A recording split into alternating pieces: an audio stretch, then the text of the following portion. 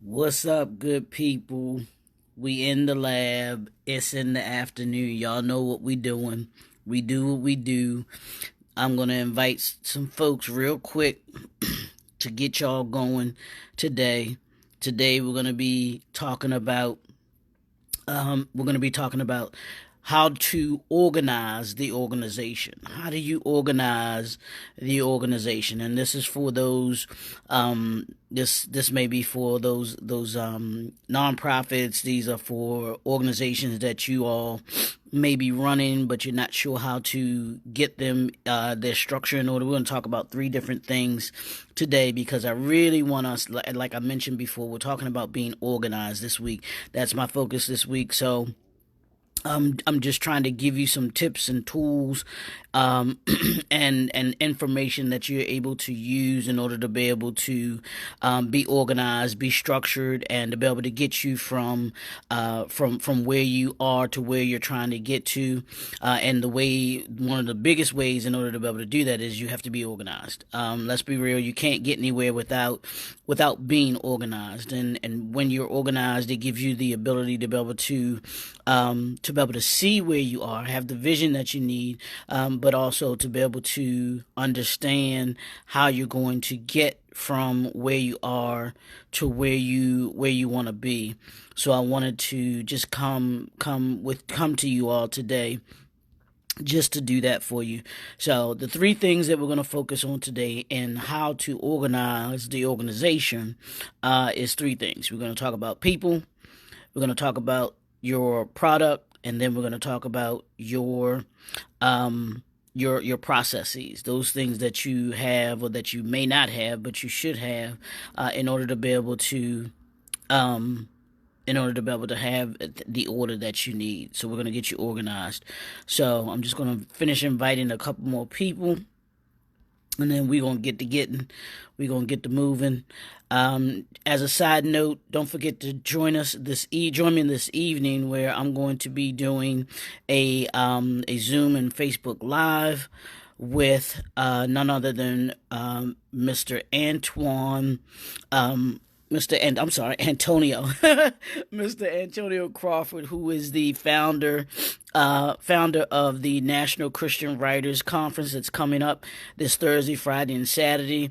There is a great agenda that's coming up with this conference. The conference actually starts on Thursday evening with the launch of our forthcoming leadership book called Next Level Leaders, book that we have in the launch party on Thursday. So we want y'all to get excited about that. We want you to be able to get this book, that talks about leadership, that deals with leadership. It's a collaboration effort of leaders. It's 10 men who are in leadership positions, who have come together to put together and talk about the keys that you have keys that you need in order to be able to be a leader. So we wanted to be able to do that. That launches Thursday, and then on Friday, actually there is a women's empowerment summit that is being done. So for the ladies, it's just it's going to be a great, powerful evening of women presenters, women's talk, women's summit that you want to be tuned into. I'll put the information along with this video. Hopefully I can attach it so that you can have the link to be able to go to in order to be able to be a part of the conference. It's the National Christian Writers Conference. I think if you put that in the search engine, it should come up where you can go and register to be a part of it. And you can get some great knowledge, information, and resources that are going to be presented just all weekend. And then that's Friday night. And then Saturday is the actual conference. All day, there's going to be some great workshops. There's going to be some great presenters for you to be able to come, hear, listen, gain some great knowledge from. So you don't want to miss that. That's those events that are coming up. that are going to be there. So that's this weekend. That's the National Christian Writers Conference that's coming up. That's Thursday, the book launch, Next Level Leaders. Friday, the Women's Empowerment Summit that's going to be going on, and this is all virtual. And then Saturday, the actual conference, the actual National Christian Writers Conference that's going to be going on all day. We start at 9 o'clock and go till, I believe it's like 4 or 5 o'clock as well. But it's all day. If you go to the website, the National Christian Writers conference website, the information is there. And like I said, I'll put the link, see if I can't put the link along with this video so that folks can have it and go register and everything. But today, like I said, this whole week we're focusing on organizing, being organized, because we want you to be organized. And in order for you to be able to be successful, you got to be organized. So how to organize the organization. And it takes 3 things. I'm going to give you these 3 things, and then I'm done. The first one is the right people. As an organization, it is vital for you to have the right people as a part of your organization. What you don't want to have are toxic people as a part of your organization. What you don't want to have is people who do not have the same vision as you, that are moving towards that one goal that you have as an organization. So having the right people, not just having the right people, having the right people in the right places is vital as well, because if you have the wrong people, you can have the right people but have them in the wrong place, and you won't be successful. So it's about not just having the right people, but having those right people in the right places. And I remember years ago, one of the managers that I had when I was working for Men's Warehouse. One of the things that he talked about and that he and I discussed was he wanted to make sure that his employees could maximize their potential, that they could maximize the abilities that they had. So his thing was always making sure that he had the people that were doing the right things. They were doing whatever their strengths were. He was focusing on making sure that their strengths were being accentuated in that particular store. And he was one of the few managers that actually understood about that, the importance of having the right people in the right places. If you look at the 30 for 30, and you look at what they talk about there, the organization and the players, the basketball players on the team with Michael Jordan, it wasn't just about having the right people in the first 3 P's. Something that I think that people don't even, I guess that they might not have observed or even think about, was when they went and they didn't have, after the first 3 P, the Bulls organization realized that they needed a center. And they didn't have, because at the time they didn't have a center, that they knew that was a piece that they were going to need. So they had to trade their power forward Charles Oakley in order to be able to get a center, Bill Cartwright. They understood, and Charles Oakley and Michael Jordan were very close. But for the organization understood, hey, in order for us to get where we want to get to, we have to have this type of person here. We need to fill this spot. This is something that we need to fill. So they had to say, okay, we can get another, the power forward. We can deal with, we're going to be getting that, or we had that, but the piece that we need in order to be able to be the elite organization that we're trying to be is having a center to be able to do it. The Golden State Warriors is another example of sports analogy. So for those that may not be sports fans, you all may not get this, but you can take the gist of what I'm saying. As an organization, you have to do an assessment of the people that you have working for you or with you, or that you're partnering with. There has to be, that piece has to fit for you. So you want to make sure that you have the right people. The Golden State Warriors, even though they had won the championship with Steph, Draymond, and Clay, they had won the 2 chips with them when they got beat by Cleveland The next time when they were there and they didn't have an answer for Kyrie Irving in order to be able to go against Cleveland again, they went out and what they do, they went and got Kevin Durant. Went and got Kevin Durant because they figured, hey, this is that piece that we need in order to be able to get past this team. And if we're going to beat this team, then we need to have this piece. So they went out and got that piece, and they were able to get over that hump to be able to beat Cleveland with Kevin Durant. So having that person, having the right people in the right positions is vital. Second thing is, like I said, is the product. As an organization, if you're a nonprofit, then you're not necessarily looking at your product for a nonprofit are the services that you provide to the community. I'll put it that way. The services that you provide to the community, that's your product. For other organizations, other companies, it's your product or service that you offer. But nonprofits is the product that you have are the services that you provide for the community. So you have to take a look at that. You have to take a look at what those are.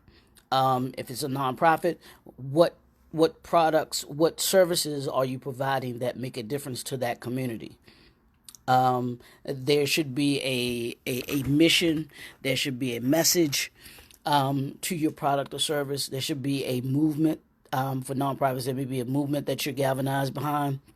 And motivation. What's the motivation behind the product that you have? What's the motivation behind the people that you have in the organization that are moving your services forward, that are moving your product service? You can't have an organization that's supposed to be working for the community, focused on the community, but the people who are in the organization don't have a heart for the community. It's just not going to work. It's not going to work. It's not going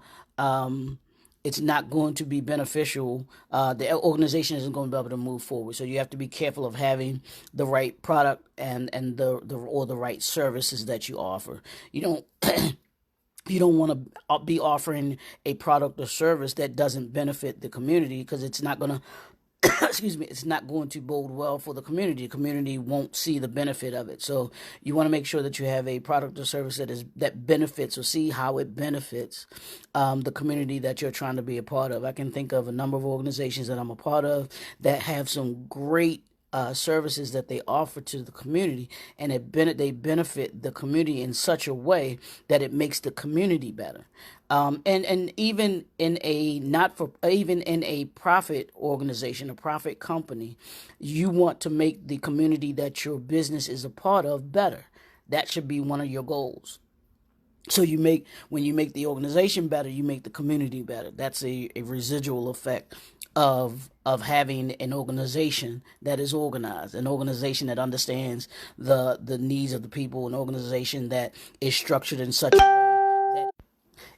a way that it makes the community that you're a part of better, because you should be an integral part. Your business should be an integral part of the community, and your products and services should reflect that as well. So that's the second thing.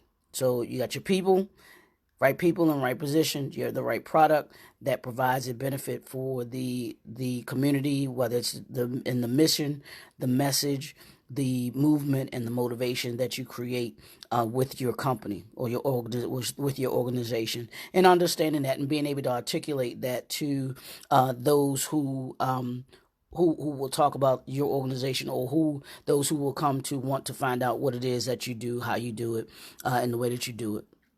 And then the third thing is your process. Your process.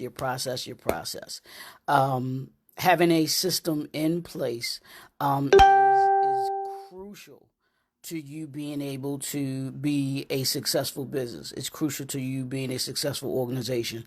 I can't tell you if the organization is chaotic and doesn't have any kind of systematic flow to it.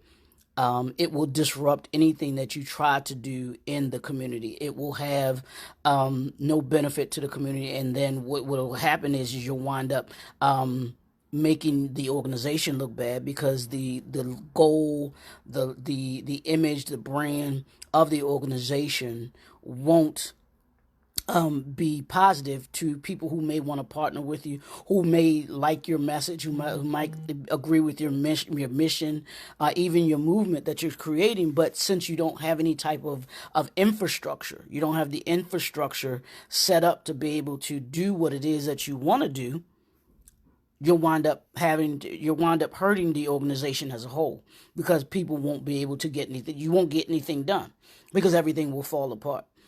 And I've seen companies, whether it was back in the 2000s going into the dot-coms and everything like that. And I talked about that very thing even back at that time, because organizations didn't have the right leaders in the positions. They were not, the people that were in leadership positions. And I promise you, if you look back at them, at those companies that did not survive through the early 2000s, when the dot-com started to falter and these balloons started to falter, it was because of the lack of leadership understanding that wasn't there. You had people that either weren't equipped to lead, or you had people who were just wanted the title of being a leader, a position, and they did not have the skill set in order to be able to be leaders. And if you're going to have an effective organization, then you have to have an effective leader. You have to have effective people who can get people on one accord, that's moving towards one mission, moving towards one message, moving towards one movement, moving towards being motivated by one thing or two things that are going to get you to where it is that you're trying to get to. That's how you organize the organization. Those are just three things. So I hope that this helped you all. I'm gonna give you the 3 points really, really quickly again. That's having the right people, the right product or service that you're providing, and being able to articulate those benefits. And then the third thing is having the right process, having the system in place. And that's one of the things that our businesses as Black entrepreneurs that we need to be more cognizant of, that we need to be more structured in doing. And that's what I'm here to assist people to be able to do, because we need to have systems in place. I'm going to say that again. We need to have systems in place for our businesses, and we can't just keep running our businesses in the position of just survival. We need to have our businesses in the position to be able to flourish. And the only way that we do that so that they can have the longevity is by having systems in place. Because when you have systems in place, people can be interchangeable, but systems can't.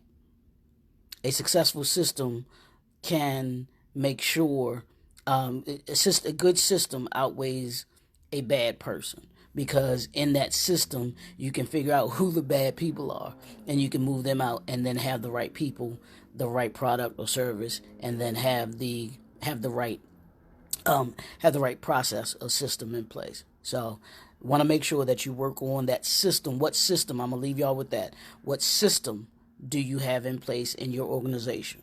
And if you don't have the system in place, then you should be working this week on putting a system in place so that your organization can be here for the long term. 5 years, 10 years, 15 years, so that your organization outlives you. So y'all know what it is. This is 2020, fast and furious, move with purpose and passion.